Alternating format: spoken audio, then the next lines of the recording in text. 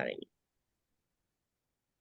Okay, so as you're a rooted team, we're gonna ask you some couple of questions and want you to give advice for the rookie teams. So let's start with the first question. Okay, so when was your team founded? Like, what was the story behind your team? Starting the FRC adventure. Yeah. Cameron, you want to answer that since you're the historian? Sorry, say that again. You're lagging for me. Hello? Like, when was your team founded? I said, like, what was the story behind your team starting FRC adventure?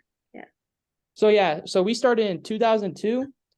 We had our two mentors, Rogers and Barry's, that decided to put a team together near the end of 2001. And we first started in a little room in one of our science classrooms. We didn't have much space to do anything. To build a bot, we had to take over the GRTC room, bug them, see if we can build a bot in there. And at first, we didn't even have aluminum. We had to build our bot out of wood and stuff. And it took a couple years, I believe, till 2004. That's when our team name changed as well. We used to be known as the Ultimates Acumens. Then we changed it to the High Rollers. But yeah. Okay. I guess now you have a really huge RG, like. Yeah, really huge working place. Yes. Like in background, we can see a really big robot, and I can't even guess how big is the study hall. So this is our video right here. We're currently in our workshop on our field. Our main workshop. Yep. So right behind us, we have our last season's game, which is 2020's robot. As 2022, my bad. As well as 2019 right over here. By the way, which regionals are you guys joining? We're doing Orange County and LBR this year. Oh, we are going to Canada regional this year. Oh, really? A couple of regionals in Turkey. Yeah. Just like that. Oh, nice. Yeah, now we have the main workshop. We have Mr. Barnes's room, which we use for catting and meetings sometimes. Then we have the room over there, which used to be Barnes's room. That is mainly for manufacturing and automation related things. We have the CAD room over there. That's a smaller room. We got 2 storage rooms. We got another one outside, and then we got the green room. The room where Cameron's at, right behind him, that's the green room. Well, overall, the room behind Cameron. Overall, it's bigger than our dormitory, so. Yeah, so the green room is where we do our VEX and our FTC stuff. They also come in here sometimes to like make their parts. This is the main workshop where we have like all of our machines and our bigger stuff. And then we also technically also have Mr. Campbell's classroom because he's one of the robotics teachers. So we basically have an entire hallway besides the weight room at the very end of it. And we started from a very small room. So right now we don't want to talk about our argument. Okay, so let's go to the next question. So moving on to the next question, how is the sociological structure of your team? Like, for example, do you have any members from different countries? Or different schools, maybe. Yeah. So last year, we've had a few people from different countries come into our school, actually, and we were able to recruit some of them for last year, and they were able to work with us. But it's really because of the fact that we're in Las Vegas, Nevada. Not a lot of students that are out of country come here. Some people are able to come here, and the reason why they want to stay is because of our program. But we have a lot of diversity on our team in terms of not just race, but ethnicity too. There's a lot of students who are from have different backgrounds, but they all are sometimes born here. Some of them are born from California. They just happen to live here in Vegas. Okay. As you know, working as a team is a quite difficult situation. How do you continue your teamwork? Could you share a project that you guys created as a whole team? So as a team, we hold meetings every Tuesday. And we try to get the best out of our teams. Everything that was important with that week, we address there in the meeting. And then following which too, we will go into some off-season projects as well, just so that way we can communicate with the team and, you know, build teamwork skills and get ready for the season. A few of our projects we've done is we've worked on our own elevator. We're currently have other students who do their own little workshops. So we'll have the leads of mechanics, programming, electronics. They'll do their own workshops to teach students how to do things. And then every now and then we may have something that's wrong with a robot or that needs a mandatory checkup or something along those lines. And they'll have the students who just learned the set skills to do those things. That way, when build season comes, they know exactly what to do. And it also helps work with other students as well. Yeah. Are you guys separated as public relations and mechatronics? Or is there any different separation between you? Public relations and mechatronics. Is there a difference for us?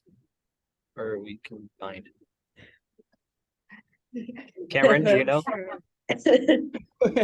I don't know personally. For example, we are all from the PR team. Like, there is no robotic people here. I'm in a mechatronics team, but I don't know anything about robotics. Oh, really? Yeah, it's just public relations. That's the case for us. So we can go on with another question. All right, so we were talking about projects. So is there any project that influenced you guys a lot, like in the past? Ooh, projects that's influenced a lot. What do you think? Personally, I think the project that influenced me the most was our 2022 robot last year, because I'm our lead electrician and I have been since my freshman year. I'm a senior now. It's like four years. Well, this is gonna be my 4th year, but anyways, but I wired that entire robot by myself in 3 days. Our entire robot behind me, I did that in 3 days, and it was just, honestly, it was a lot of fun, even if my asthma was not excited about all of the soldering I was doing. That's fine. But honestly, I'm very happy with that robot because we had 0 electrical problems last year, and I like knowing that that was my work that caused us to have 0 electrical problems. And now you see it's all just your project, yeah. As a team and a whole, for just the projects, for us, the biggest project for us has to be the availability for our workshop.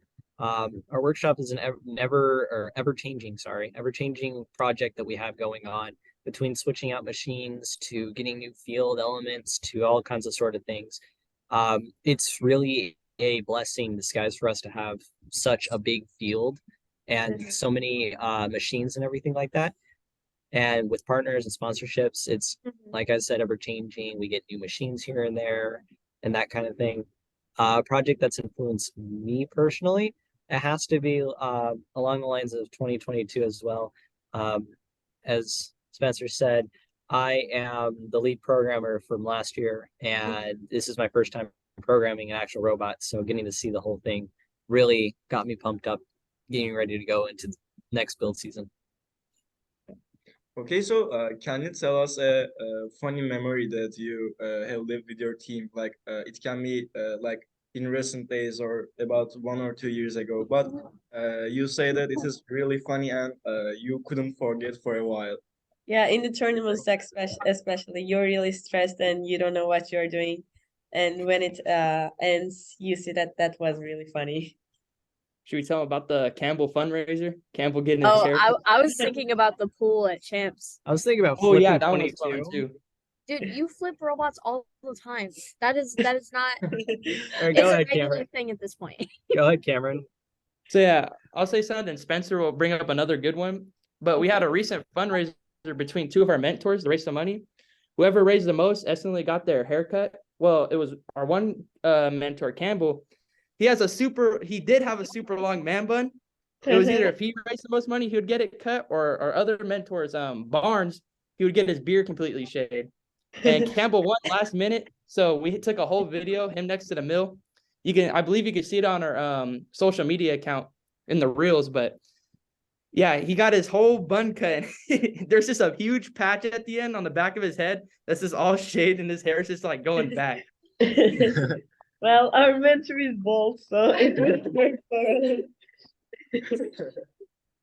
Yeah. Okay. Another funny memory from our team was when we went to Champs last year. We went to this really fancy hotel, and it was the hotel with like the lazy river in the shape of Texas on top of it and the pool.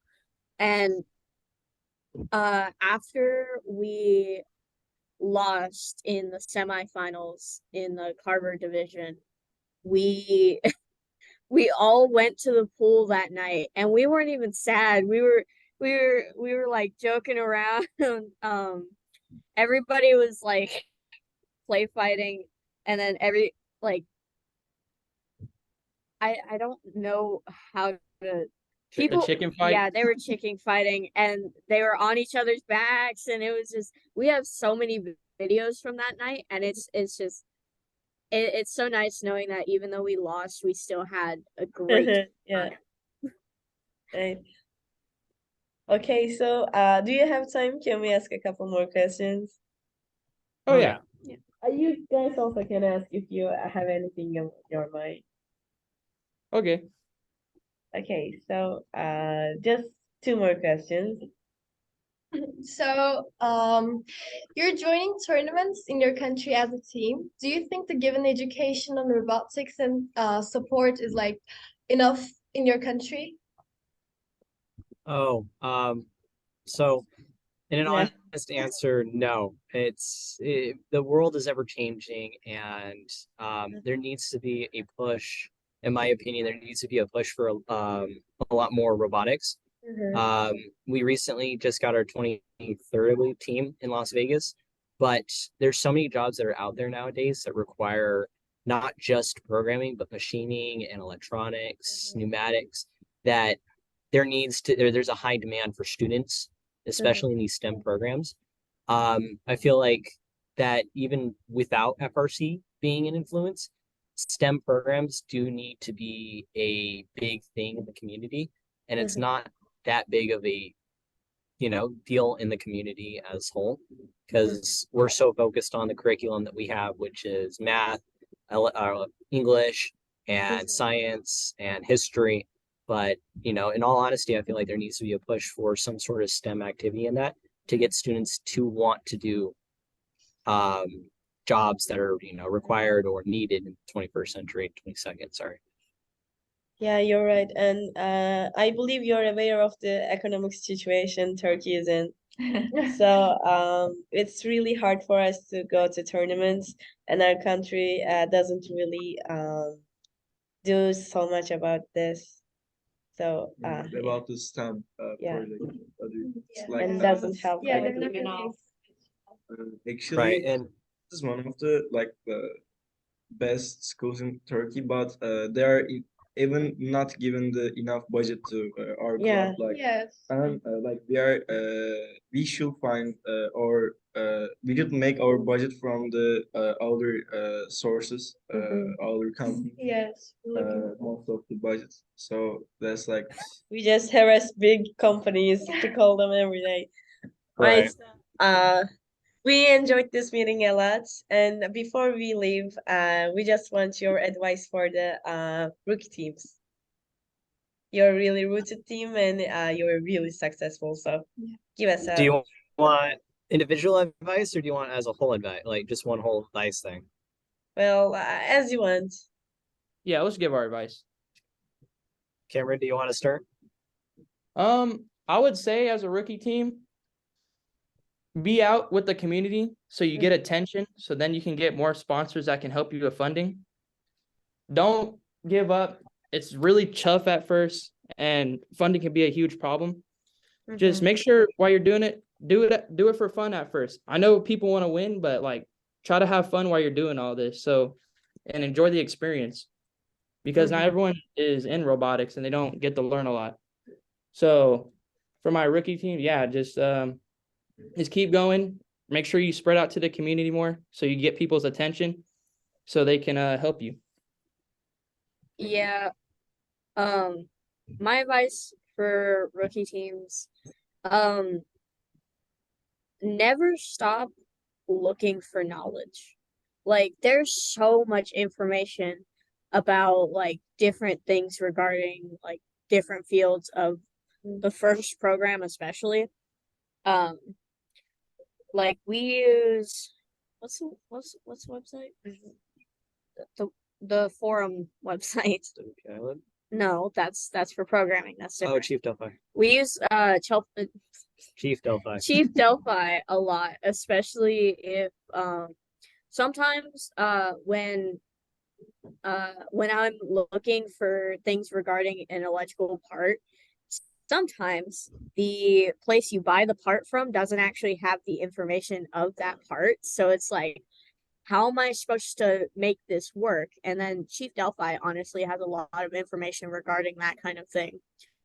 But no, it's like never stop trying to learn more, because I mean, I've been here 4 years. I'm still learning new things every day, even just in the electrical portion of this.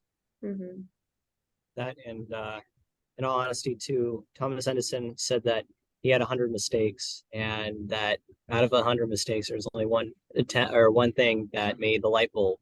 So you know, for all the rookie teams that are out there, there is a high demand for these kind of jobs. If you just want to discover everything or simply focus on one thing at a time, like just pneumatics or something like that, there will be mistakes that are made, but you learn from those set mistakes and you can create a lot of good things out of those mistakes. And just like my peers said, you know, reach out to sponsors. Don't be afraid to go out of your bubble. Especially for when you ask for help too. There's a huge community for robotics that all you have to do is just use your resources like Chief Delphi or other resources as in other teams, outreach to them and ask questions and stay curious. Yeah. That's some advice there. Thank you so much again. And we Of hope course, Thank you. thank you. other projects. All right, so I'm stepping